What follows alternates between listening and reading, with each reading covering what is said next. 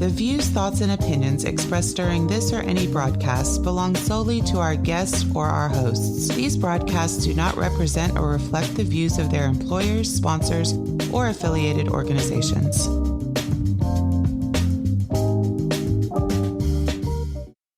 Welcome to the Flipboard EDU podcast with your host, William Jeffrey, where we collaborate, communicate, and educate with the greatest educators in the world on Flipboard. Let's start the show.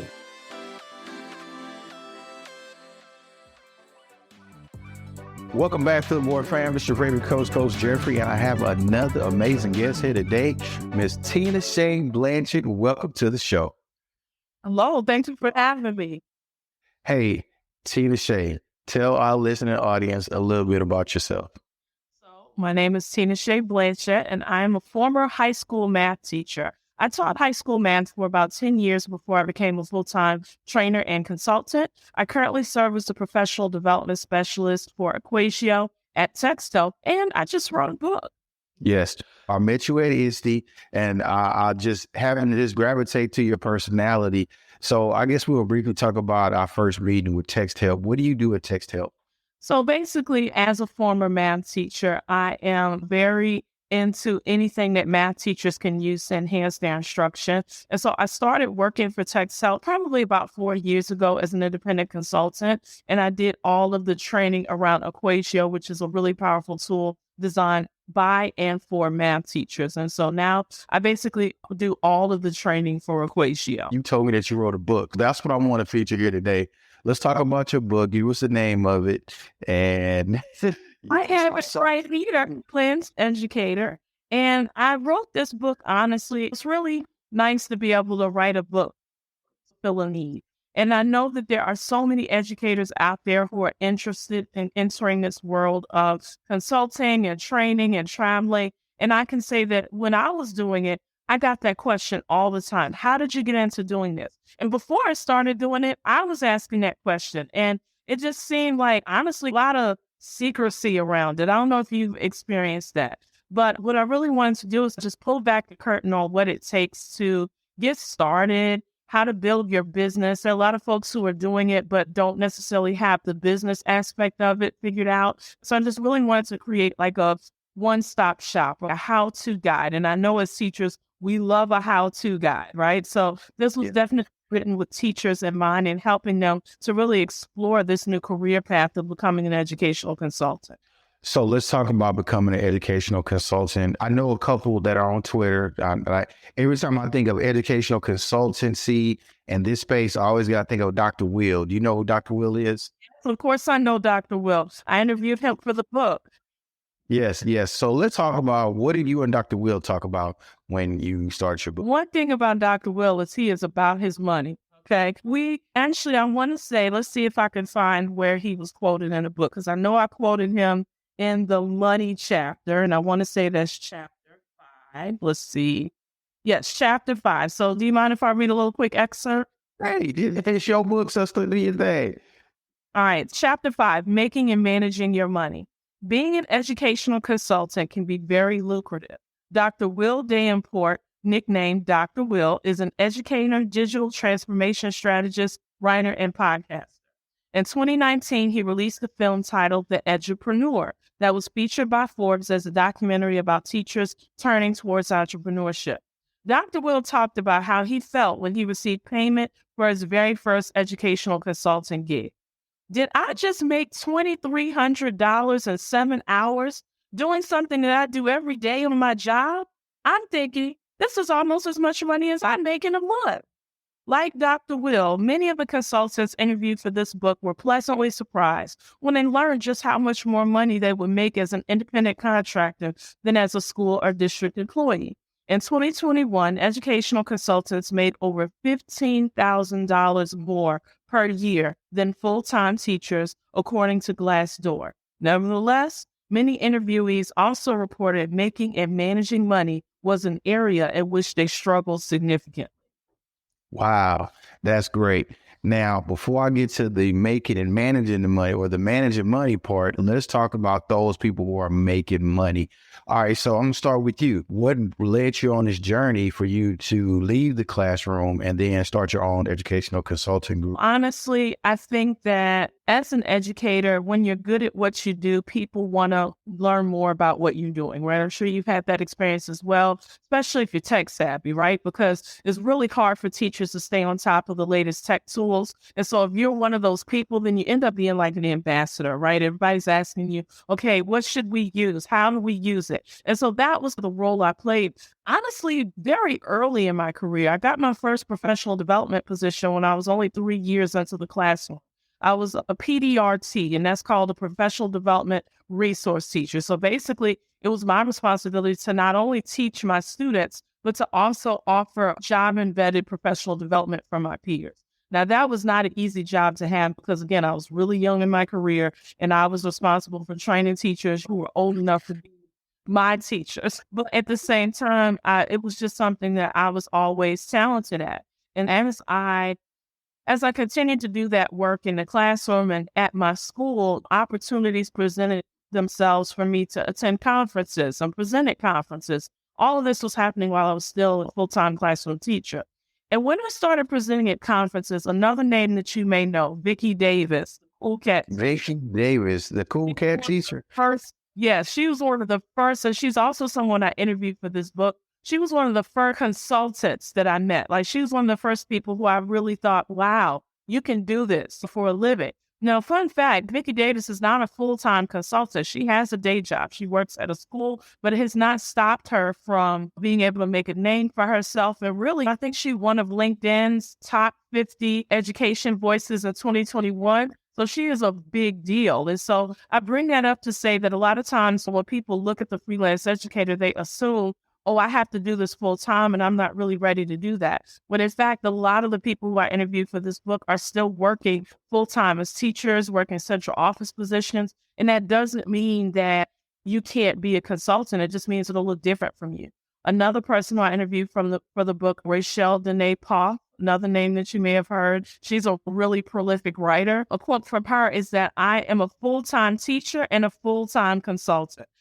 So it's also one of those things where my consulting doesn't necessarily suffer because I'm a full-time teacher. As a matter of fact, my experience is that when you're still in the classroom, it's really easy to pull content, right? It's really easy for you to say, I did this thing with my kids yesterday, and let me show you how it works. I feel like I went off on a tangent there, Coach Jeffrey. It's made for people to go off on tangents. It's good. It's good. But we were talking about what encouraged you to leave the classroom and to take this leap. So basically, that brings me back to Vicki. Okay, so I started seeing her. She was the keynote speaker at our state technology conference in Louisiana. That was LaQ. And I just remember being in awe of her. Like, I sat in her keynote and I was just rapt. And then she did a breakout session. You know how like sometimes they have the keynote speaker and then they'll go do a regular session and like it's packed with all the fans from the keynote. And so I'm sitting on the floor in that session and just hoping to get to talk to her. And of course I did. Years later, I saw her at ISTE. We've crossed paths many times over the years since then. And I can remember as soon as I had the opportunity, I asked her if I want to do what you're doing, if I want to. And I don't even think I called it a consultant at the time because I don't think I knew. I just knew that traveling and training teachers was a thing and I wanted to do it. And so I asked her what was her advice. And I'll never forget. And this is a book that I quoted in my book. She recommended the book Start by John Acuff. And I read that book and I was like, okay, I got to get started. And I will say, again, it was one of those experiences where I just realized that this was something that I'm good at. And I left the classroom. I worked a central office position for a few years. And funny story, a company called me. Actually, that's not true. A company emailed me. A company emailed me and said, hey, would you be interested in traveling and training teachers? And I was like, yes. Writing this book is interesting because for me, a lot of the things that are in this book, I wish I knew when I first started, right? But I will say at the time that I got contacted by that company, by the way, that company was the Bureau of Education and Research, BER. They're the largest provider of professional development in North America. And so a lot of the work that I've done, a lot of the exposure that I've gotten has been through BER. And the reason why BER reached out to me is because I had a blog at the time, Blanchet blog, of course. And I was basically just documenting everything that was happening in my classroom. And so when me and my students, I got a grant to get a class set of iPads, and I was documenting all that. So when they were looking for someone to train on using iPads in the math classroom, they stumbled upon my blog. So one piece of advice that I would give, I'm not sure if I even gave this piece of advice in the book, but one piece of advice I would give is to put yourself out there, right? And make the work that you're doing in your class so public. So if someone is looking for what you have to offer, they can find you. Yeah. Now, very good thing. It is counterproductive for educators to put themselves out there to a degree. You know what I'm saying? It's like a stigma that, why are you showcasing this? And who do you think you are? Have you ran into that long before? Yeah. Absolutely. I'll give you a great example of this. And I am warning you and everyone who's watching this video, please do not Google anything that I'm about to share with you. Okay. This is just a story. We're going to say it's hypothetical. It's not real. Okay. Let's just say that I decided to make some math rap videos with my students. Okay. And many years ago. And I actually remember the first time that I did this math rap video with my students. We actually did it because we'd entered a contest. I was very big on video. That was always a big thing with me. I love doing video. And so I remember me and my students entered a district-wide video contest, okay? And we did that video contest, I don't know, it was on something like, maybe I remember it was calculus and plain English. That's what it was, right? And we entered the contest. We made what we thought was a really great video. And we lost the contest. And the people who beat us out was another school that did a video on the order of operations. Please excuse my dear Aunt Sally. So we're not talking like advanced math here, but they rapped about it. And we were like, oh, okay. So that's what we have to do. We have to rap. Couple that with this pair of teachers in Ohio. I'm sure someone has heard of Westerville South. They did this series of math rap videos that were just like all the rage on YouTube. And my kids loved them. But these were two guys in Ohio, okay, suburban Ohio, and we're here in New Orleans. So we're like, we think we can accept the challenge. So made this math rap video. It ended up winning the state technology, like the state conference had a video contest for students. We won that. It was a big deal. But at the time when we were filming the video, I can remember some of my colleagues saying things like, oh, we are here trying to teach, and Tinashe there rapping with those children. It was definitely a thing like, is there rap on the test? Okay, so technically, yes, it was on the test. But still, you know how. And so what was interesting is that after we did this video and we got all these accolades and all this recognition, all of a sudden, those very same naysayers, the same people who were like, I don't know about this. Tinashe, can I be in your next video? Like, I don't know. Yeah. We're very good. Hey, the cold Paul Wall back then, they need them over me. Now I'm out there.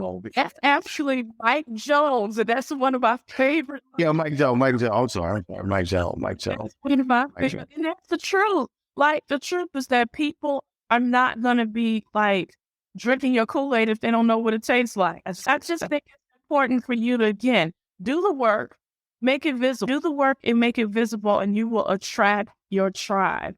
Everybody is not meant to be a part of your tribe, and that's okay. So we don't want to spend too much of our time or energy on folks who don't understand or are committed to not understanding what we do. And I have to tell you, with being a freelance educator, being a consultant, I feel like Tommy from Martin. I have people in my life, whether it's family members, friends, every time they see me, they're like, what do you do again? And I'm like, girl, it's okay. You don't have to understand, but I did write it. Hey, you made your learning visible. And that is what we actually want students and teachers to be able to translate into. And man, you made a lot of good points in your story. That was a really great story. The issue is that a lot of times high performing teachers like yourself ends up in silos. And so how do you break that stigma that a high-performing teacher like yourself or high-performing educator gets into a form where nobody really can understand what they're doing and they're committed to misunderstanding. How do you get through that? One thing, that I talk about all the time, anybody who knows me has heard these two words, scarcity and competition. Scarcity and competition. I think that sometimes I just did an interview for this book not too long ago with, you might know my friend Desiree, Educator Alexander. Desiree, great. Yeah, I did a YouTube video with her, and she had some guests on, and people were asking questions like, what if so-and-so next door wants to steal my fill in the blank, right? Steal my lesson, steal my presentation, steal.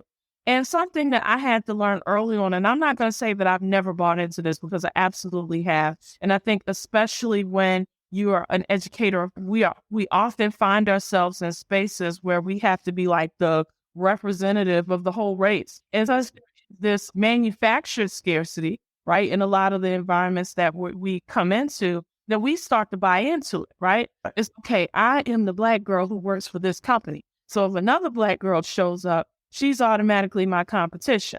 That does not have to be the case. She could be your ally. She could be your apprentice. She could be your teacher. You don't know what this person has to offer. So I think that as long as we continue to buy into scarcity and competition, then we'll never be able to collaborate with others and really build this capacity that we naturally have, right? So that would be my piece of advice to anyone, is to not buy into scarcity or competition. So what is the opposite of scarcity and competition? Abundance.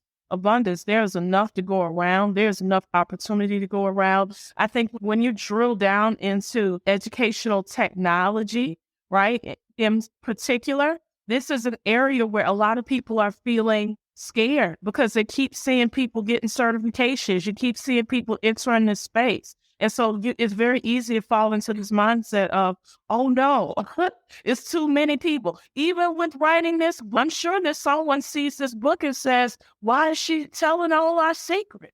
Right? There's going to be more people. Yeah. All those people. When you think about the millions upon millions of students in this country who are receiving a subpar education for so many reasons, there can never be too many of us who are there to help teachers be better at what they do, right? So this idea that we have to keep this hush, we have to keep it closed, I just don't buy into that. And another thing I know is that at the end of the day, even if someone gets up behind me and presents on the exact same topic, she still stole my presentation, right? You can steal my presentation, but you can't be me. And so that's the thing that I know, is that nobody can be me better than me. So you can present the same information. You can take my slides, honey. You could do it all. You still won't show up as I do. And so knowing that about myself, I think once I figured that out, I was okay. And when it comes to technology, they could Google all this information anyway. I'm not giving them any information that they can't get from somewhere else. So when they show up for my training, for my event, when schools and districts hire me, they're hiring me for who I am and not necessarily the content. So I think that when I figured that piece out, it put me in a place where I'm happy to share, I'm happy to collaborate, because I'm not in competition with anyone. Man, I just had this conversation with a prominent person in educational podcasting. And one of the things we had talked about was people stealing, because one of the things that happened to myself is, this is a hypothetical situation. I shouldn't say it happened to me. Yeah. Let's say when I first started podcasting and some of the shows that I started to put on, I noticed that some of the other educational podcasts who just came up either right after I interviewed or while we were in the same space, a lot of our topics seemed to overlap. And I was like, wow, that's really amazing how that happens. And at the first time it happened, I was bitter. But then some said, you know what? You who you got to be. You got to be Coach Jeffrey. And I'm a principal. And I consider myself a coach.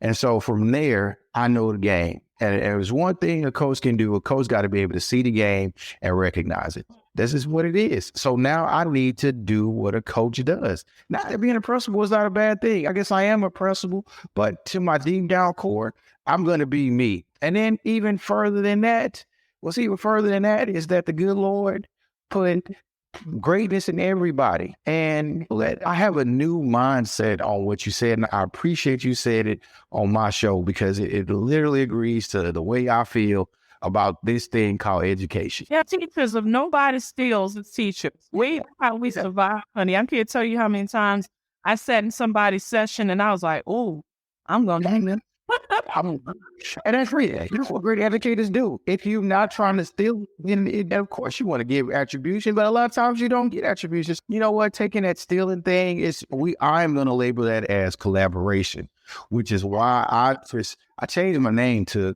The theme of my podcast is collaborate, communicate, and educate.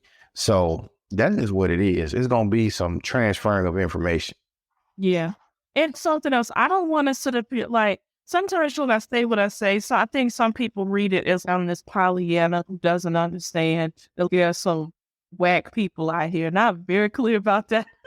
I'm really missing the whackers. Right. But the bottom line is that, like, I don't have to make it my business to do anything about that because they're going to be their own undoing. In my experience is that sometimes the universe will take you out of what you're doing and say, hey, look at this. Just so you can see it happen, but like you can start moving forward that it's going to happen. It may not happen later on. It might not happen. You would have had it happen, but it will happen because it just can't stand. Right. And that's why we have to be so careful about how we move. Like, ever since I entered this space, like, I've really tried to be mindful of even just being a better person because I'm like, I need my karma to be right. I'm taking risks out here. I need to be right. Yeah, then you are 100% right. Now, let's talk about management of your resources, because that's the next thing as being an educational consultant. It is making sure you can last. So how does that work? I'm really glad you asked me that question because when I talk about money, right, and even that quote that I read you earlier, I don't want people to get it twisted and think that you're just going to be balling out of control because that could be further from the truth, okay? You'll make more money, but keep in mind that the reason why you're making more money is because when they're paying you, they're not necessarily paying you as an individual, as an employee. They're paying your business, and there are costs associated with running that business. Even if it's just, you still have costs, right? You still have to punish yourself. You still have to pay self-employment taxes, right? On top of the regular income taxes that you would have to pay. I can't tell you how people who I interview who that was one of the biggest issues is taxes. Because what happens, you get this pile of money from your client and you're like, yay, especially if you're not working a full-time job. And fun fact, I was a full-time consultant for 7 years before I got hired by Texel. So I've been out here, okay? And when you're out, a lot of times you're not getting paid on a regular basis, right? So you may have been waiting months for this big check to come. And when the check shows up, you should pay your taxes and you should put aside money for this and that. But at this point, you got a pile of bills waiting and you pay those bills. Now, one thing about your taxes is that you can pay them now or you can pay them later, but you're going to pay. Right? Wait. You can now put that money on the side if you want. But then when tax time comes around, you're going to be looking crazy. One piece of advice that I give in the book is try your best. If I could give you one piece of advice that I needed to take was put aside that tax money, okay? The recommendation is about 25 to 30%, right? That's about how much you should be putting aside, even if you have a full-time job. Because remember, if you are making your consulting money on top of your 9 to 5, that might even push you into a new tax bracket, right? And that money is still taxable income. So another thing that I do is I do single and zero. I have 3 kids. I still do single and zero because I want Uncle Sam to take the maximum amount out of my paycheck, hoping that will offset some of my tax debt for that additional income. So that's a piece of advice. But when it comes to managing your money, I think above all, taxes is something that you need to consider. Another thing about managing your money is just know that, like, you're not going to be making a bunch of money that's free and clear. And so that's another quote from that same chapter. Let's see. That same chapter from my friend Jim Sill. Okay. Australia-based EdTech consultant Jim Sill of Deploy Learning shares, I wish somebody would have told me about money and how to manage my taxes. We all get into consulting, I think, because we do good work and we're pretty confident we can get business. But how do I manage the money I'm bringing in?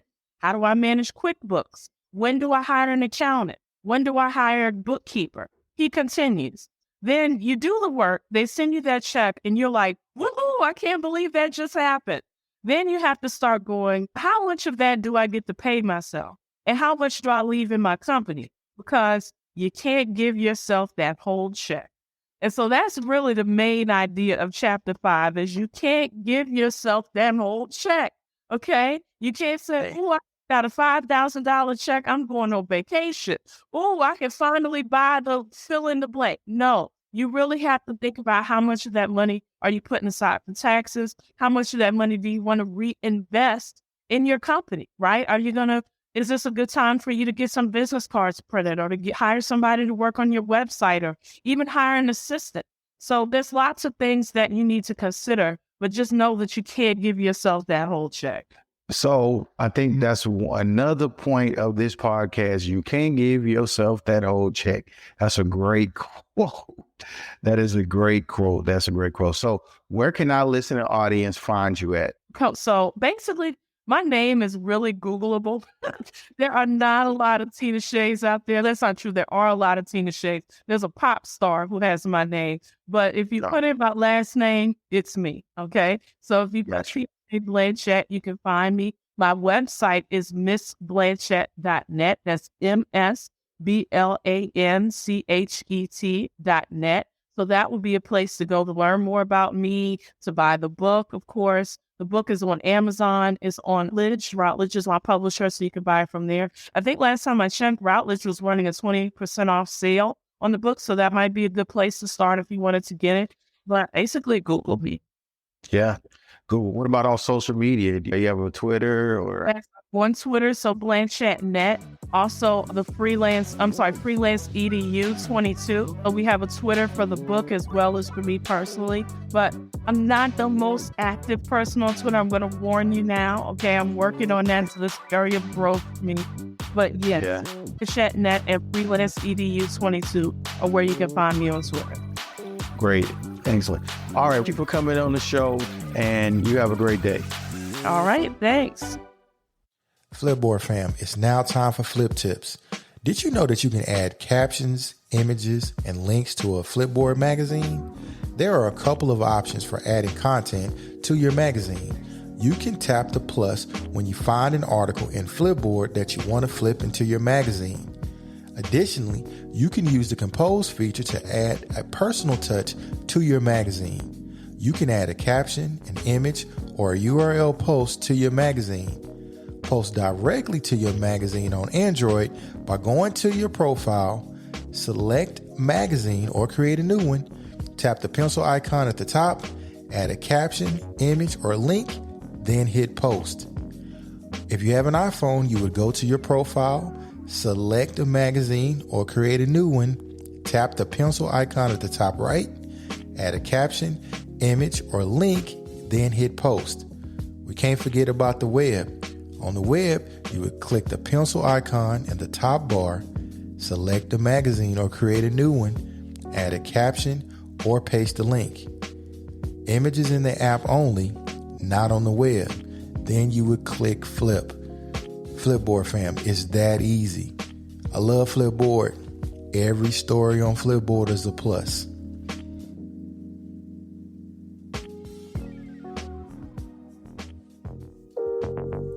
Are you looking for a podcast about education? Flipboard EDU Podcast is a great podcast that focuses on digital, remote, and future learning. We will explore how to use Flipboard in education and how it can enhance instruction. You'll hear from teachers, students, and experts who are using this amazing tool in their classrooms. It's not just an educational resource, but also a community of people who want to share ideas with one another. Hey, join our community today. Share your stories, ask questions, or even submit content for us to feature on the show. We want everyone involved in this conversation so we all can learn together as we move into the future of education. This is your favorite coach, Coach Jeffrey, and I look forward to you becoming a part of the Flipboard family.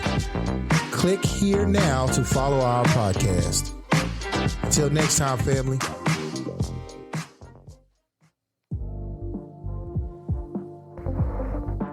Flipboard fam, thanks for sticking with me on this episode. I want to thank Tinashe Blanchet for speaking with us about her book, The Freelance Educator, which is available on Amazon right now. We've covered a lot over the last few minutes from Tinashe's experience as a freelance educator and how she got to where she is today, to her tips from budding edupreneurs. You will undoubtedly find inspiration in her story and be able to put her advice to use in your own journey, if you're on that path. As always, a special shout out to Crystal Vanderboom and Aileen Laylor for their edits on the Flipboard Educators blog, All Things Marketing and Education with Elena Leone, My EdTech Life with Fonz Mendoza, Education Unleashed with Kendrick Thomas, and the Leader of Learning, Dan Kreinitz. Don't forget to subscribe to our Flipboard EDU podcast magazine and the Flipboard podcast, The Art of Creation with Mia Quadriello. Our podcast is available globally and everywhere you listen to podcasts. So please share our podcast with an educator or a colleague. So until next time, family, every story has a plus.